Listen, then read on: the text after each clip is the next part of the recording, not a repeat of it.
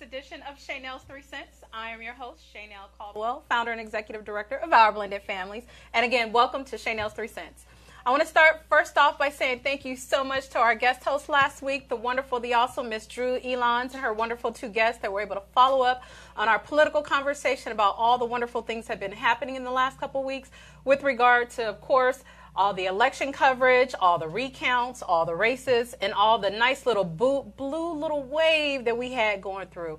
It's kind of nice because we still see that the wave is still rocking the boat and we still have some changes that are being made. So that's really exciting, and there are a lot of good events that we're looking forward to happening soon with regard to changes in the House.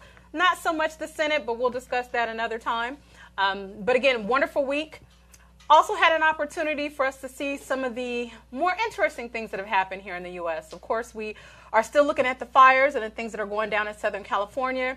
We're also trying to address another shooting, another mass shooting that happened that, of course, our nation is looking. We're still trying to figure out if we should be sending thoughts and prayers or if we should actually be finally trying to make some type of gun reform measures in addition to hopefully some mental health discussions and also some changes in the laws. So, again, a lot of things have been happening recently in the news.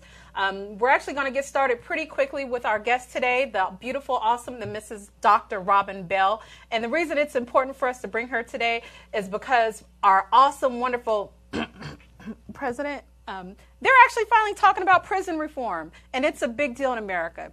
Just about everyone that we know, including myself, are literally connected to someone that has touched the criminal justice system or is currently still in the criminal justice system.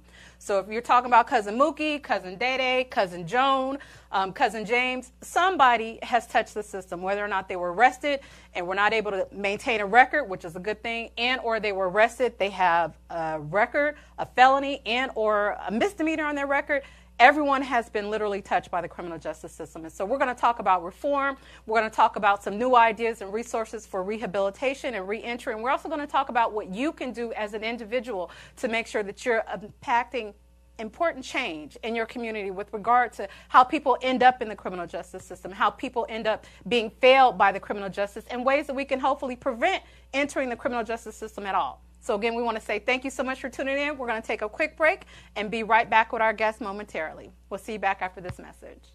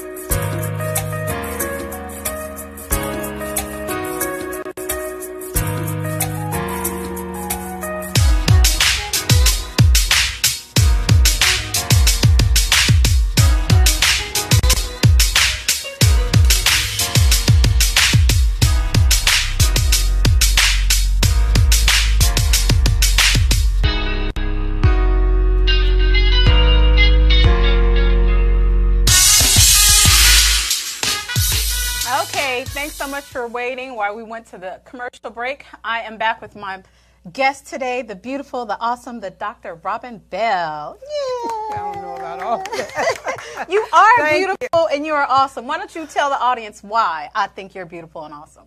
I don't know why she thinks that, but I'll tell you a little about myself. Please do. Okay.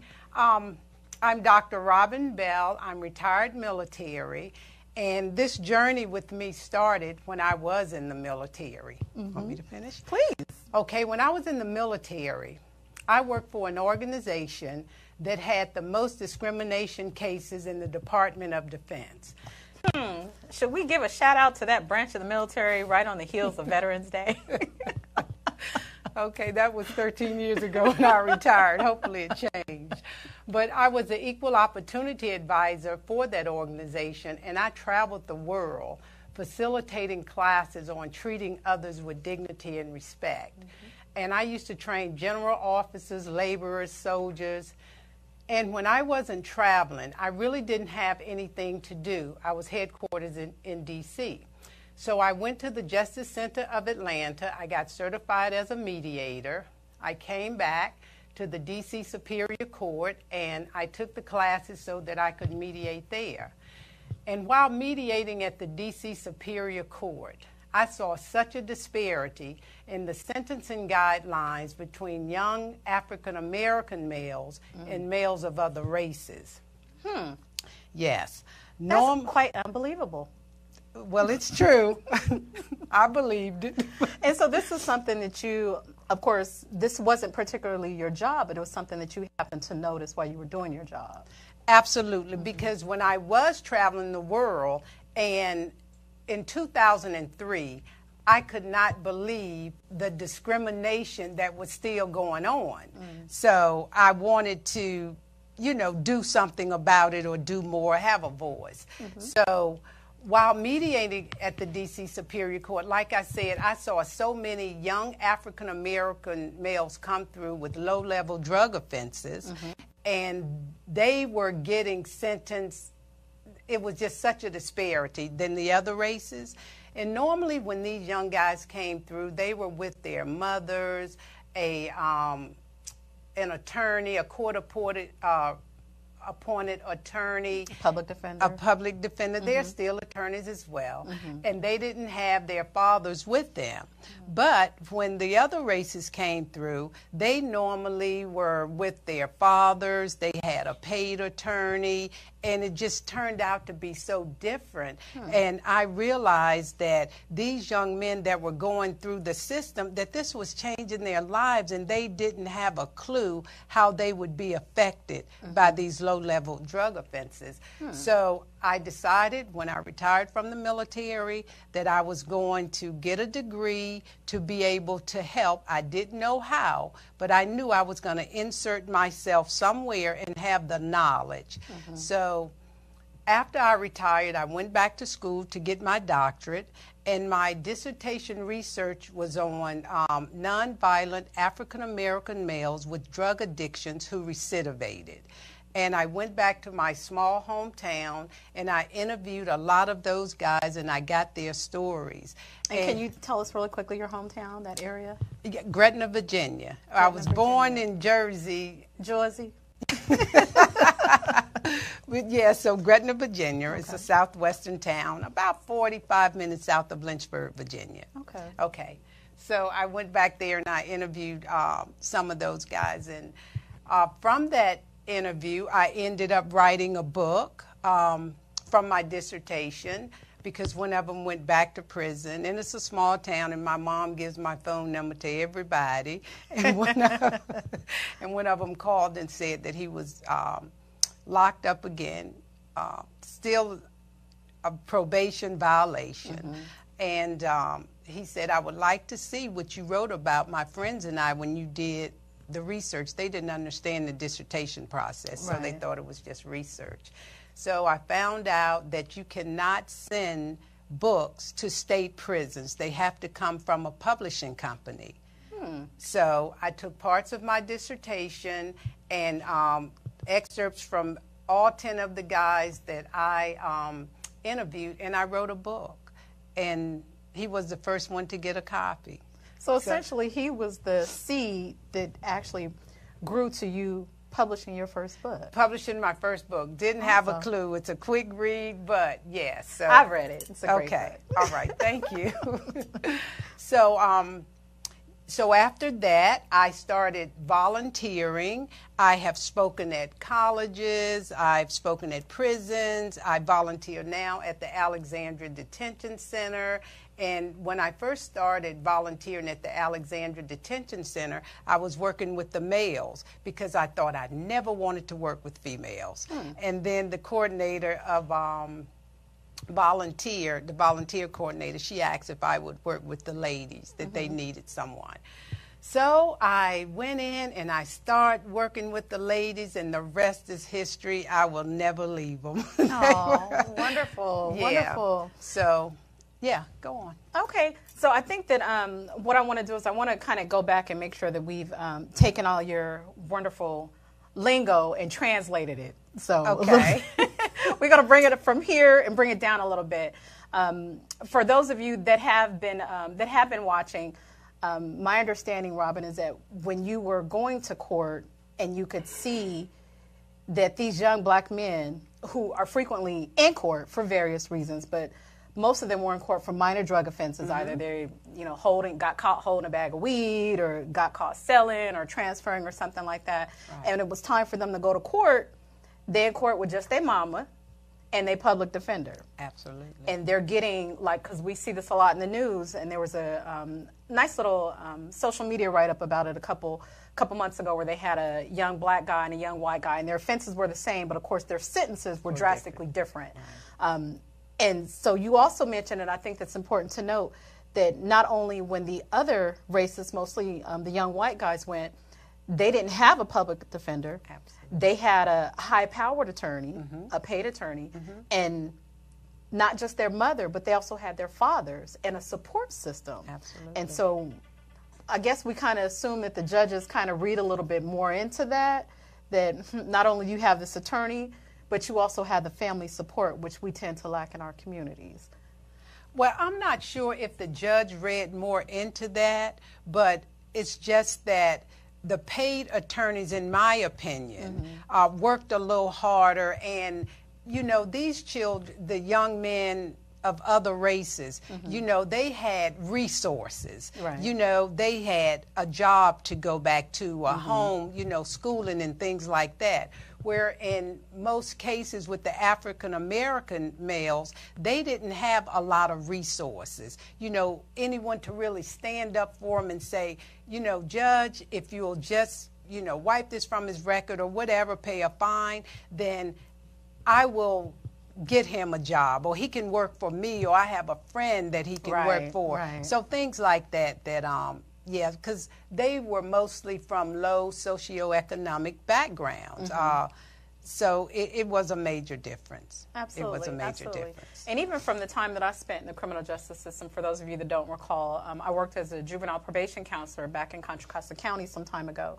And so we would see a lot of that as well, that when any offender goes to court for whatever they may be accused of at that time, we want to try to put them in some type of diversion program so that, one, that you don't repeat your offense, you don't become a repeat offender, and the best way to do that is to make sure that you have resources on the outside. Absolutely. And so a lot of those folks tend to make sure they're able to say he has a job, or he has some schooling, he has some supportive family, whereas on our side, we don't tend to see enough of that. Absolutely. To where we can get him a job, or he has this job to go back to, he has his family, he's currently enrolled in these particular classes, we don't want him to miss out on his schooling or anything like that. Absolutely. So aside from writing the book to get yourself more involved and of course become a part of this movement for rehabilitation and reentry, what else did you do? And I understand you have a wonderful, loving husband that also may have helped along this journey. That's what I heard. That's funny. I do. I have an amazing husband, and I could not have done all of this without him, because he supports me 100%. Absolutely. But I don't know. I mean, I've done well. There was another inmate that I've never met, and one of the inmates that were in the book that I wrote, he was incarcerated again, and his cellmate read my book. And his cellmate had been in and out of prison since 1975, and he gave me a call. The participant did, not the cellmate. And he was like, Robin, my cellmate read your book and he's impressed. He's been writing since 1975 and he would like to have his writings published. I never met him. I didn't know what his crime was, how long he was in for. He sent me his writings, and when I got this big stack of papers, I told my husband, oh my God, I do not feel like reading this stuff. An hour and 45 minutes later, I was still reading. I couldn't put it down. Wow. So to make a long story short, I published his writings. He was 64 years old. In 2016, he got sentenced to 38 years at the age of 64. And he told me, he said, I know I'll never breathe free air again, and I will die behind prison walls. So you don't know, how much it meant to have my writings published. And it's titled Ghetto Pies, so, and I've never met him, so I published that book for him. Awesome, awesome. So tell our viewers about your organization, R4. Okay, that's what you were talking about. I'm a little slow. Okay. Because of all of the volunteer work that I do with inmates, working at the Alexandria Detention Center, and I told you I work with the ladies, and the ladies that I work with, most of them are looking at a lot of time. The Alexandria Detention Center is the only federal holding area, so these ladies are normally there waiting to be sent to prison. And it wasn't their first time, most of them, first or second time. And they told me, they said, Dr. Bell, the way that you can help us is start a nonprofit. They said when we were out, and the reason that we continue to recidivate is because when we get out, there are no resources. And if there are, they're sending you here, they're sending you there, and you just get so frustrated. We need a one-stop shop where someone can tell us, this is where you can go for this is where you can go for that, to have connections. So I started a nonprofit in February. I resigned. Had been with the government forever. So I started a nonprofit, Rehabilitation, Reform, and Reentry Resources. And this nonprofit provides access to companies that hire felons, tattoo removal, drug rehabilitation, CDL classes, everything that an inmate would need. We cannot, R4, we do not provide all of those things, but we know the other organizations that do. That absolutely, that do provide those things. And we can, with donations, provide a lot. And we just sent out our letter for donations maybe 2-3 weeks ago, and we truly appreciate all the donations that's coming in. We are able, for Thanksgiving, to feed 10 families of 4 awesome. For Thanksgiving. And we're also going to do Christmas for the kids. And our nonprofit does provide, like we will ensure this year for Christmas, families that want to visit a loved one that's incarcerated, we will provide the lodging, the gas, the food for the families to travel, gifts for the kids. So, yes, with donations, we can make it happen. Man, that's awesome. That is awesome. And I think it's really important because, as you mentioned, you're actually hearing it from those individuals to say, this is the type of help that we need. This is what we need. And when we got out and we tried to make an effort to stay on that quote-unquote straight and narrow path, these were the things that were barriers for us. Absolutely. And so I think it is important because not only your organization, but there are other organizations out there, but they need a voice. They need that marketing. They need to be connected to other people so that people are aware that there's help out there. Absolutely. Yes. So can you tell us your website? We're going to put it up a little bit later, but want to tell our viewers the website for R4? Okay, the website is www.the letter R, the number 4, the letter U.org. www.weareforyou.org. Awesome, awesome, awesome. So let's turn the tables a little bit. I actually received a phone call from a friend earlier who was also a previous guest on the show, my friend Lamont Carey, and he also does a lot of work within the criminal justice system, helping young men, and he's also a poet and an entertainer and all these awesome things. So he's able to connect on a different level, and so that's the actual first person I'm going to get y'all connected with right away. But I think it's important to note that as we're putting out these resources, can we possibly pinpoint, what the top ones are? I know we talked a little bit earlier about when you go into the courtroom, having a public defender, and there's kind of mixed emotions. And I know even though I said public defender, I thought it was nice that you mentioned, they are actually paid defenders.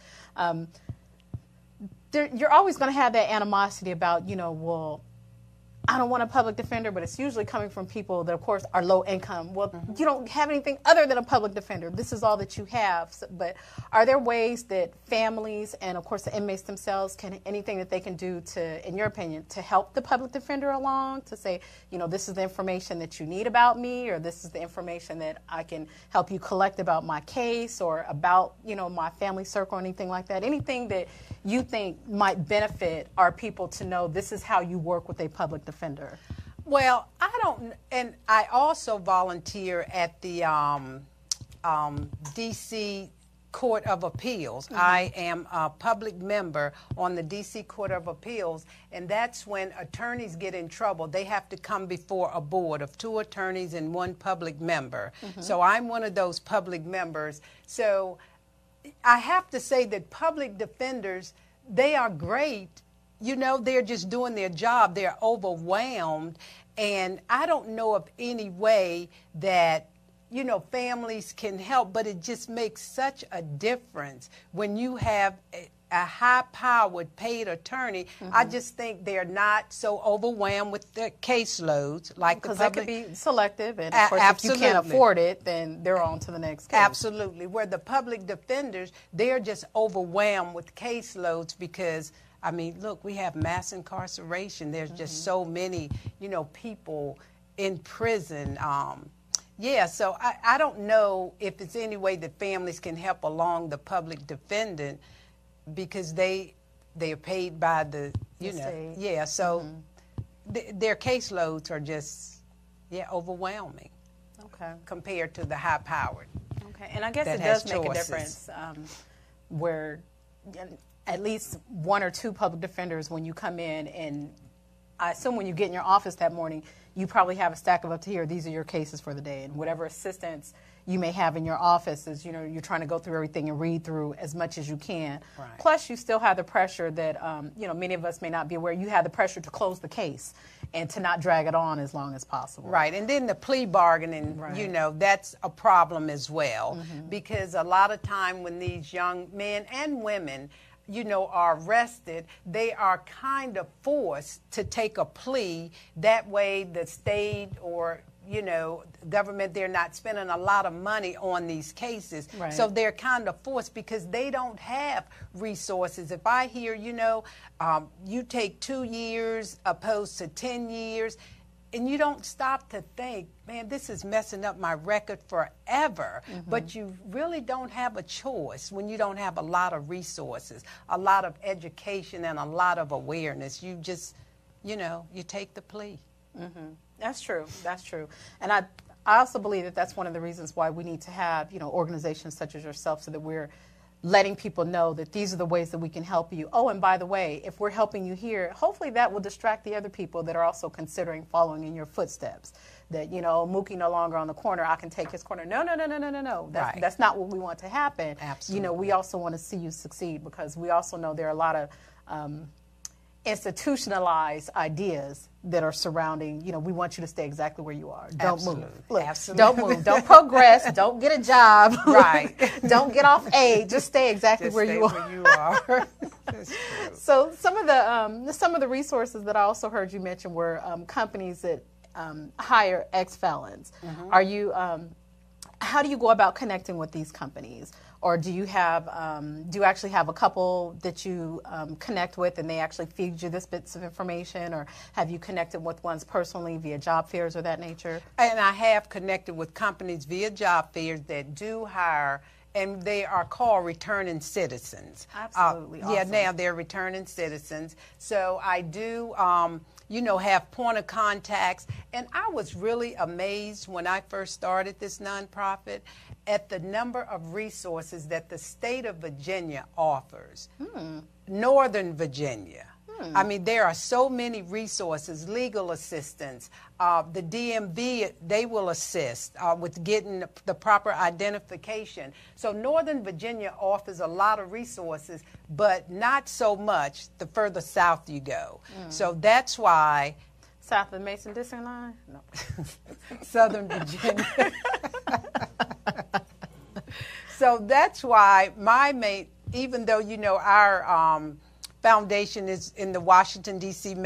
metropolitan area, we also reach out to Southern Virginia, where I was raised, and, you know, because they don't have the resources. And there are a lot of organizations up here that do what I do. Right. I mean, they may not be a one-stop shop and send people, you know, because since starting the nonprofit, I've reached out to a couple of nonprofits to say, hey, do you need families that don't have meals for Thanksgiving? And lo and behold, yes, they do. Wow. So, you know, we just all have to work together to spread the resources so, you know, that everybody that gets out, that's my goal, to be productive, law-abiding citizens, because the resources are there to assist them with that. Absolutely, absolutely. And what we're going to do is we're going to take a quick break. We're also going to come back with Dr. Bell's website so that you can see what her website looks like. And then we're going to come back and have a little controversial discussions about reentry and how people actually fall into these areas of crime and some of the things that are happening in national headlines. So we'll see you right back after this break. Okay.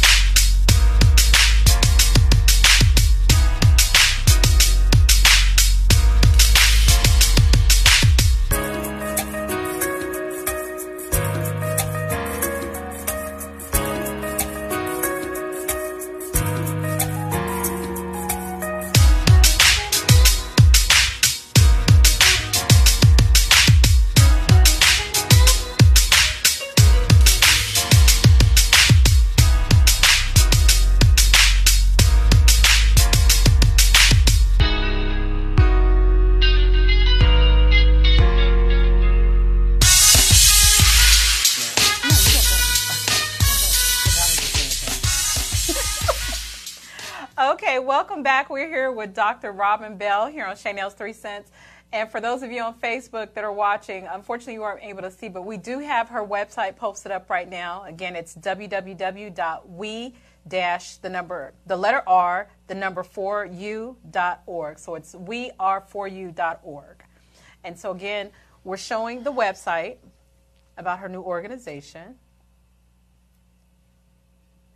And we also talk about her vision. So, yep, the vision is for returning citizens to come back to be law-abiding, productive citizens, just to help in the communities. I mean, like Shaynel said when she first started, incarceration affects everyone in some form or fashion, and only if it's when the returning citizens come back. They are coming back to your communities, your neighborhoods, your states. So instead of spending all this money having them incarcerated, I think it's over $8 billion a year, then with the resources to help them reenter society, that would be so much better. Awesome, awesome. Okay. One of the things that I wanted to note as we go back live, excuse me, as we go back live, your book, False Start, one of the things that struck me as most impactful when I picked up the book, because I ordered it on Amazon, so I was like, hey, let me go ahead and but it's titled False Start, Race to Prison, and in parentheses under that is my mom set me up. Yes. And I mean, I was literally blown away when I saw that. I'm like, oh yeah, I got to read this. I got to see, you know, what this means. So can you elaborate a little bit about that? Because of course, as a family life educator, for me, it's all about how do we prevent these things from happening. And so I thought that was an awesome way to, one, not only get that information about, you know, how I ended up having my run-in, but also, you know, are there things that we can do to possibly prevent it? So. Okay. Yes, the subtitle, My Mom Set Me Up, is very controversial. Not one of the inmates or recidivists, because they had all been to prison or jail several times and were back in society, not one of those guys, after reading the book, agreed with me. My mom set me up, in my opinion, and with research, it was we as women, we are the only people in the world that can have children. And if we do not make better choices, instead of having child after child love children by men who are incarcerated or have 3 or 4 children or in and out of the judicial system, then we will never stop this false start race to prison. Because when you bring a little black boy into this world, already there's 2 strikes. They're a little boy and they're black. Absolutely. And when they're raised by a single mom with no positive male figure in the household, low socioeconomic backgrounds, most of these guys did not even have a high school education, peer pressure, drug use at an early age. So when you continuously have these children and not thinking about them, in my opinion, your mother did set you up, because we as women are the only people in the world that can make a choice to have a child. So I just think... I'm sorry, let me just take a bam break. Let me say that again. I think that, again, that bears repeating, because, you know, we talk about it all the time. Oh, we having kids, yeah, but it's the woman that has the child. It's the woman that makes the decision to have a child. I don't care what y'all say about, oh, well, the man ain't did nothing but contribute. Okay, he contributed and that's it. It's up to a woman to decide to have a child. Whether or not she believe in abortion, she don't believe in abortion, she have a miscarriage, you know, she get raped, whatever, but it's up to a woman to decide to have a child. Absolutely. And I'm a guest lecturer at Howard University, and we had the biggest debate. I mean, I brought it up, I had the book in there, and I mean, it was an amazing debate how some people thought, no, it's your situation. You can't help it. It's your environment. It's the way that you were raised. This is all you know, is to continuously have child after child. But then you have to make choices. I mean, if you're in your right mind, you know, then you have to make smart choices. We emphasize being in your right mind, but yeah, yeah, to make smart choices, not just for you and the man that you're having the child for, but you have to think of the child in the society that we're in today and what's happening with our young black men and mass incarceration. So those are things that women have to take into consideration when they are having child after child with no positive male figure in their lives. And I'm not saying that mothers cannot have children without a father, but then you have to ensure you have the resources for those children. You can take care of them, you can feed them, and things of that sort. So, right. And I think it's also extremely important to note that while people say, well, I'm doing this out of love, and this is important for my family, and our family tradition is this, or this is my religious background, that's all good and great, and I'm not negating that at all. But the studies have shown time and time again that of the people, particularly the males, that go into the criminal justice system here in the United States, they are young males who don't have fathers. Absolutely. And again, you cannot dispute that. I don't care what you say. You cannot dispute the facts. You guys know me. I'm all about that facts first. My new hashtag, FYF, facts first, F your feelings. Your feelings can come into play later, but we're going into the facts. Most of the young men that end up in jail, that also end up, as Dr. Bell said, becoming repeat offenders, recidivists, have no fathers. Absolutely. And so we have to start looking at, how is it that we can do better?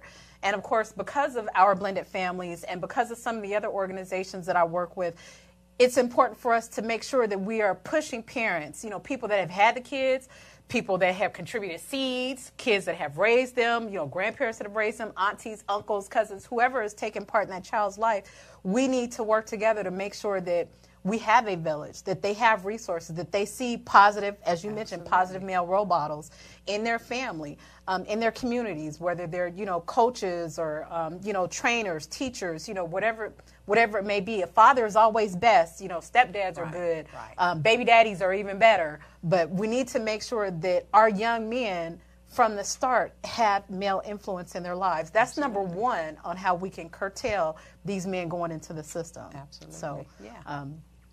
like I said, just having the book pop up again, that's always important for me because we want to look at, what can we do to help prevent this? Right. Another way that we can help prevent this is, by taking part in things going on in our community. Because we're just finishing up the elections. For those of you that aren't aware, the state of Florida just recently passed an amendment number 4, that allows ex-felons the right to vote. And that is important. Why? Because you need to know what's going on in your community. Absolutely. You need to make sure that you're voting on, yes, we're going to bring in companies that will hire people that have records. So, yeah, we want to be in control of that. We also want to be able to say, hey, I want to make sure I can get my driver's license back. Absolutely. If I go to prison, that I can get it back without any incidents, that I can, get some type of decent car insurance, and that I can get it at a cost that's affordable to me. And, guess what? I want to go back to school.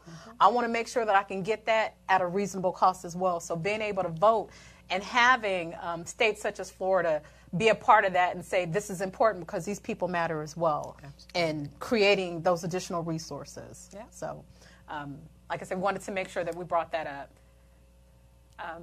I'm sorry. Did you want to say something before I go into this chart? Because I actually have a chart that we're going to talk about. And the chart, if I can find it, talks about the different states that allow ex-offenders to vote. No, I don't have anything else to say unless you have some questions. Okay, and I think I just missed it, but we're going to try to pull it up again because you guys know I'm important on changing our communities. So while I'm bringing this up, do you want to tell us a little bit more about some of the upcoming events that your organization has? Tell us about the Thanksgiving and how do you get families that want to be a part of it? Or have you reached the maximum number of families, or how can they connect with you? Well, we have not reached the maximum number of families. We have about 4 or 5 more families that we can feed. So if you know of a family in the Washington, D.C. metro area, and because our organization works with the population of people that's been incarcerated, returning citizens, or their spouse is incarcerated. Those are the people that we will provide dinners for. And like I said, it's a turkey and a meal that will feed 4 people. Any chitlins on the menu? Oh my God, no. Who's going to cook them? No, I'm not cooking. Yeah, so we do still have some meals, and also for Christmas we're going to provide gifts for the children who have incarcerated parents, because children are impacted so negatively when their parents are incarcerated. It's a stigma that they will carry forever. And while we're on this topic, I just wrote a book. It's going to be published next week. Ooh. My nephew has 2 daughters, and their mother is incarcerated. And I met them in April when my brother, their grandfather, passed. I've known them, but I formally met them in April. And I asked how their mom was doing, and one of them got really shy. She said, "You know where my mom is?" I said, "Yeah, I know where your mom is." So she talked to me about it a bit. And then, so after talking to him that day, I said, "How would you guys like to write about, you know, your feelings and emotions and the things?" Because they said they were never able to talk to anyone because it was embarrassing the way people treated them. The kids teased them. Right. So they, over the summer, they wrote their little memoir, and they sent it to me, and I fixed it up a bit and put some research in it.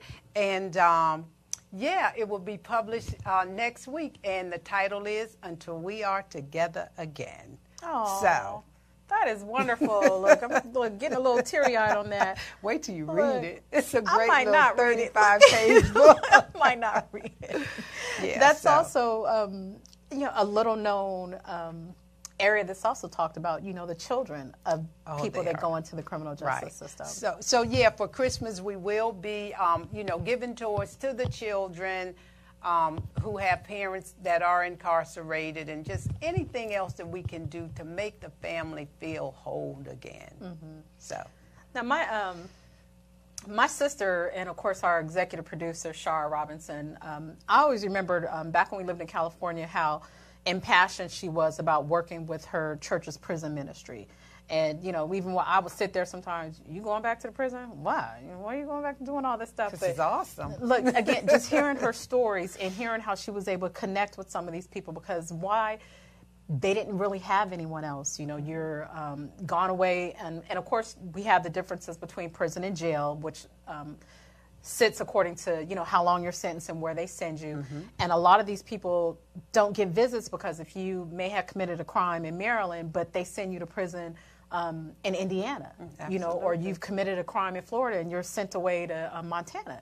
And so it's harder for your family to stay connected. You know, you have the, you know, "Can you put some money in my books?" Well, gee, I haven't seen you or talked to you in 3 months, but, you know, they still want to have soap or be able to listen to music or be able to buy books and things of that nature. But for their kids, you know, no one's helping their kids make this trek to go see their parent. Absolutely. And because of the stigmas in the school, you know, "Where's your dad?" Everyone else is talking about their dad. Or "Where's your mom?" Everyone else is talking about their mom. And seeing them, you know, I just can't imagine how traumatic that is for their kids, to be disconnected from their parents, and, you know, people trying to tell whatever stories they may have. Well, your dad had to go work on the railroad, or your mom had to go do this and this and this, but not being able to fully say that we may not see your mom for another 10 years, or we may not see your dad for another 20 years. And so the kids do get left behind. They do get left behind. And I understand sometimes in that desolation, you know, they end up going down these paths of, you know, poor mental health, and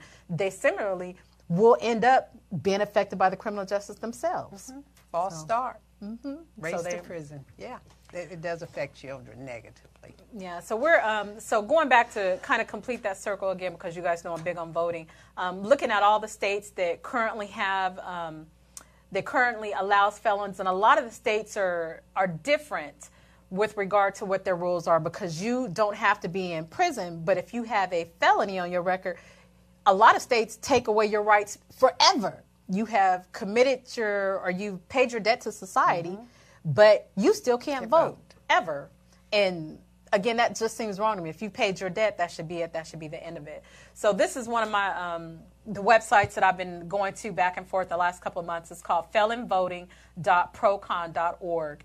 And what they do, and we have this up on our station right now, but it shows the different states that allow felons to vote and some that are actually looking at the possibilities of losing their right to vote, and people who are able to gain their rights to vote once they come back into society, once they pay their debt. So I think that's important for us to start looking at, particularly, you know, whether or not you live here in the DMV, because the laws are different, you know, depending upon what street you cross, if you're in D.C., Maryland, and or Virginia. And, of course, whether or not, you know, this is going to affect your family when you come back. Our family, we have a family member that, and I'll always remember this, he committed a crime. I want to say he was about 19 years old when he committed this crime, and he was sentenced to life in prison. And we were grateful that he didn't get the death penalty because of the crime that he committed.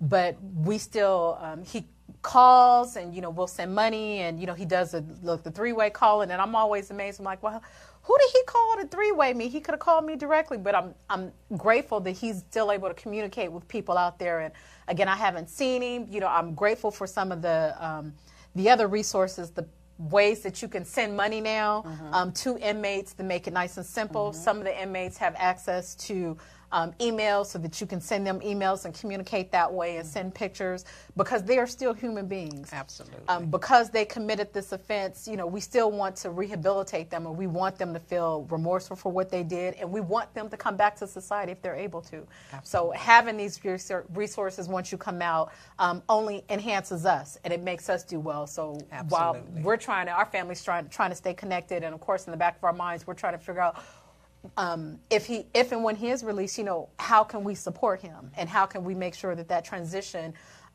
is a stable transition and as smooth as possible. Right. Again, because that's still our family member. We still, you know, love him. So.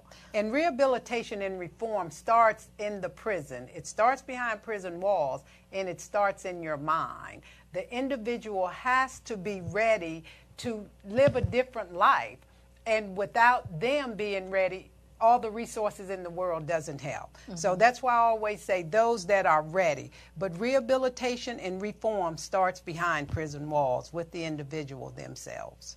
Okay, I appreciate you saying that, because that's also one of my favorite phrases. Everybody ain't ready. Everybody ain't ready. So, so whether you're going to the parole board or, you know, you're coming up for a review, if you're not ready, then you're probably not going to be successful. Absolutely. You're going to be on your way back in there again. Absolutely. So. And I'm actually also remembering when I used to work for the juvenile probation department, you know, we would see the kids that come back. We'd be like, oh, welcome back. And I would hear in my mind the old Welcome Back Cotter song. And, you know, we would tease the guys for coming back in, or the young ladies for coming back in, you know. But those were the young people that I hugged the hardest, because I'm like, I'm so disappointed that you weren't able to make it. You know, was it something that we did, you know, because we were the probation department?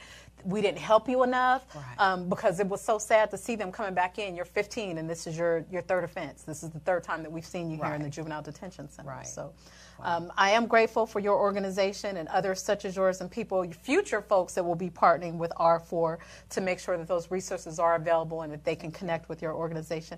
Are there any parting words that you want to leave with our folks, or ways that they can help their community or get in touch with you? Yeah, well, you have my email, the website. In the email, I guess you can put that up for them. We'll actually have that on our website. Okay, so all of that will be on the website. But yes, we just all need to do our part when the people that are returning from incarceration are ready to be a part of society, law-providing, productive citizens. We need to do what we can to help them, because like I said, they're coming back into our communities, our neighborhoods, and if we all just work together, it can all work out. It really can. It really can.